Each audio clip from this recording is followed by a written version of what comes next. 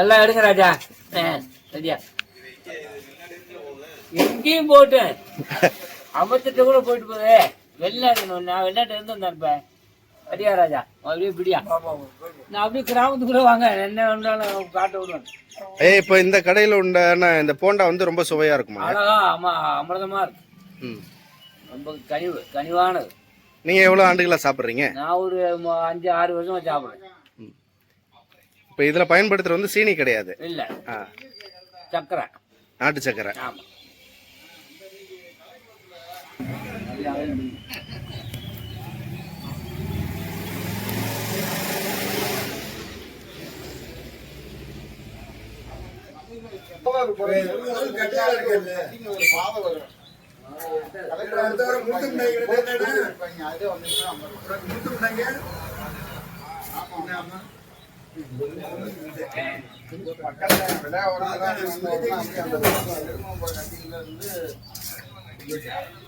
இந்த கடை போண்டா வந்து கமதியில வந்து ரொம்ப பிரபலம். அதாவது நாட்டு சக்கரை பயன்படுத்தி அந்த வரண நாட்டு சர்க்கரையில போண்டா வந்து இந்த பகுதியில் உள்ள மக்கள் ரொம்ப விரும்பி சாப்பிடக்கூடிய கண்ணுச்சாமி உணவகத்துக்குண்டான அவங்களோட டீ கடையில இந்த ருசியான அந்த போண்டா வந்து அதிகாலையில இருந்து சாப்பிட்றதுக்கு நூற்றுக்கணக்கான மக்கள் வந்து வாடிக்கையா இருக்கிறாங்க. இந்த போண்டாவும் ஒரு டீயும் சாப்பிட்டு அன்றைய பொழுது வந்து தொடங்குறதா இந்த பகுதி மக்களோட ஒரு அன்றாட நிகழ்வுன்னே சொல்லலாம். மற்ற கடைகளில் நிறைய விதவிதமான போண்டாக்கள் வித்தியாசமான முறையில் போடுவாங்க. இந்த கடையில டீ கடையில நாட்டு சர்க்கரையில அப்படி ரொம்ப உருண்டையான ஒரு வடிவத்தில் போடக்கூடிய ஒரு இந்த பகுதி மக்கள் வந்து இனிப்பு உருண்டைன்னு சொல்றாங்க, கருப்பட்டி உருண்டைன்னு சொல்றாங்க, மண்டவெல்ல உருண்டைன்னு சொல்றாங்க. அப்படியான ஒரு போண்டா, ரொம்ப சுவையான போண்டா, ஆமா, ரொம்ப மிருதுவான போண்டானே சொல்லலாம். பாத்தீங்கன்னா இந்த போண்டா வந்து பாத்தீங்கன்னா காலையில ஒரு 6 மணிக்கே போட ஆரம்பிச்சுவாங்க. இப்போ 6 மணிக்கே போட ஆரம்பிச்சு பாத்தீங்கன்னா இப்போ இவ்வளவு பேர் போண்டா சாப்பிட டீ சாப்பிடாத காலையில வந்துருவாங்க. இப்போ இந்த போண்டா வந்து நீங்க ஒரு 7-8 மணிக்குள்ள வந்தா தான் இந்த போண்டா சாப்பிட முடியும். 8 மணிக்கு மேல வந்தீங்கன்னா அந்த போண்டாவே இருக்காது, காலியா போயிடும். அவங்க சுட்டு கொண்டு வருவாங்க, கொண்டு வந்து வரணும், இங்க ஆள் ரெடியா இருப்பாங்க, வந்த உடனே காலியா இருக்கும்.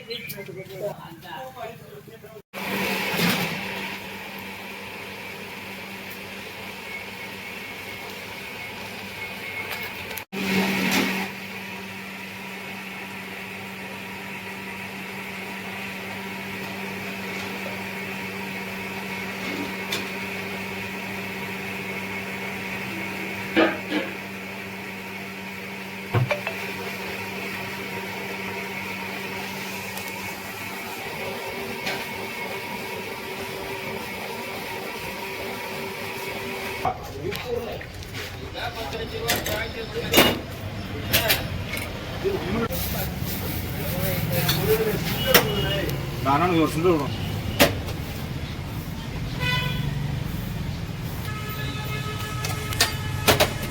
அது சோலார் சுண்டல். ஆமா, சோலார் பாலாங்க சுண்டல் வடை வைக்கவா? ஆமா, சுண்டல்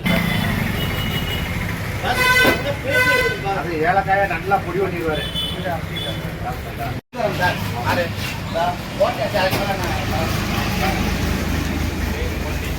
சரி, இப்போ நம்ம கமுதியில இந்த சுண்டல் பாரம்பரியமா காலை உணவு கடைகளில் விற்பனை செய்யக்கூடிய அந்த விஷயத்த சொல்லுங்க சார். அதாவது இவருடைய அப்பா கன்னிச்சாமி காலத்தில் ஆரம்பிச்சு இன்னைக்கு இவருடைய காலம் வரைக்கும் நல்லபடியாக அந்த கருப்பு சுண்டல் வந்து இந்த பகுதி மக்கள் காலையில் வந்து 8 மணிக்கெல்லாம் இதை ஒரு காரை டிஃபனாகவே பயன்படுத்தி இதை சாப்பிடுவாங்க. அதோட 2 வடையும் ஒரு சுண்டலையும் சாப்பிட்டாங்கன்னா அவங்களுக்கு காலை டிப்பனே முடிஞ்சு போயிடும். அதனால ரொம்ப சத்தான சுண்டல், கருப்பு சுண்டல். அது நாட்டு சுண்டல், அருமையான சுண்டல். நல்லா வெங்காயம் போட்டு, சின்ன வெங்காயம் போட்டு, கருவேப்பிலை, பச்சை மிளகாலாம் போட்டு வதக்கி இந்த பகுதியிலே விற்கக்கூடிய ஒரே ஆடு நம்ம கன்னிசாமி ஹோட்டல் முருகன் தான். சுண்டல் சாப்பிட காலையில கருப்பட்டி உருண்டை சாப்பிடவே ஒரு கோஷ்டி இங்கே வரும். டீ வந்து இந்த ஒரு டீ இங்க குடிச்சா நீங்க மாவட்டம் முழுக்க இப்படி ஒரு டீயும் குடிக்க முடியாது. ரொம்ப அருமையான டீ. ஆமா, இந்த டீ வந்து நம்ம அலுவலகங்கள்ல இருந்து அனைத்து இடத்துக்கும் மீட்டிங் நடத்துற இடம் வரைக்கும் இந்த சுண்டலும் பயணமாகும், வடையும் பயணமாகும், டீயும் பயணமாகும். டெய்லி காலையில ஒரு சுண்டல் பொட்டணத்தை வாங்கி கொண்டு வீட்டுல வச்சு சாப்பிடுறோம் கஞ்சிக்கு. கஞ்சி சாப்பாட்டுக்கு அது இன்னும் கூடுதல் சுவையா இருக்கும். ஆமா, போண்டா, கருப்பட்டி போண்டா. அந்த போண்டாவுக்கே ஒரு தனியா ஒரு கோஷ்டி ரசிகர்கள் உண்டு. ஆமா.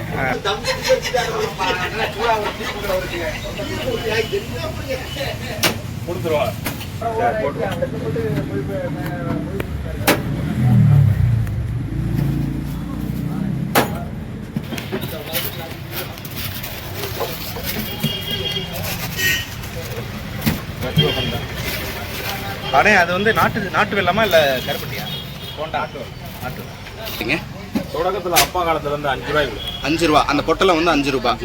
இன்னைக்கு அது என்ன விலைண்ணா? இன்னைக்கு வந்து 20 ரூபா. 20 ரூபாய்.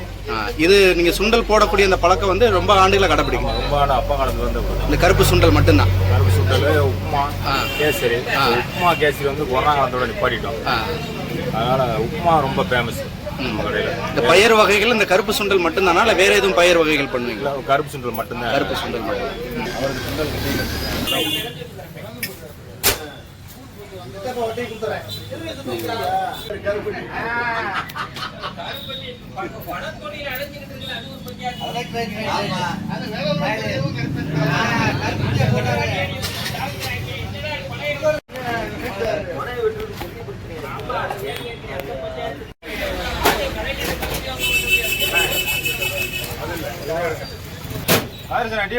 ஓவரா போகும். நீயே ஏற்கனவே புழுகிங்க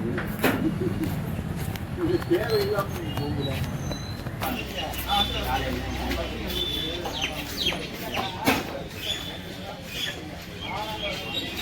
சரிங்க.